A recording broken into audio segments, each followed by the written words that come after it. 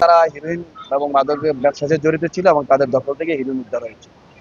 রায়ে দুইজন আসামি মোহাম্মদ ইমরান এবং রবিনের বিরুদ্ধে এই ৩৬/১/৮ গদারায় সন্দেহ প্রমাণিত হয় প্রত্যেকের যাবজ্জীবন সশ্রম কারাদণ্ড এবং ২০,০০০ টাকা অর্থদণ্ড, অনাদে আরো ৩ মাস সশ্রম কারাদণ্ড প্রদান করা হয়।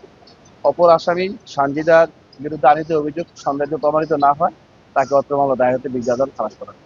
রায়ের পর্যবেক্ষণে আদালত এই মাদক এই সমাজের জন্য একটি মহামারী, যাতে এই মাদক যারা বিক্রি করে বা যারা এর সাথে জড়িত তারা যেন নিরুৎসাহিত হয় এবং যেন উনি এই দ্বারায় যারা মাদক কারবারি তাদের জন্য একটা মেসেজ যে মাদক ব্যবসা করলে মাদকের সাথে জড়িত থাকলে তাদেরকে সাজার আওতায় আসতে হবে, এটাই সমাজের জন্য একটা মেসেজ উনি দিয়েছেন। এবং উনি দুইজনকেই যে দুজনের কাছ থেকে উদ্ধার ছিল তাদেরকেই শাস্তি দিয়েছেন, আর যার কাছ থেকে উদ্ধার ছিল না তাকে খালাস দিয়েছে। হিরোইনের পরিমাণ একজনের কাছে ছিল ৭০ গ্রাম আর একজনের কাছে ছিল ৪৮ গ্রাম।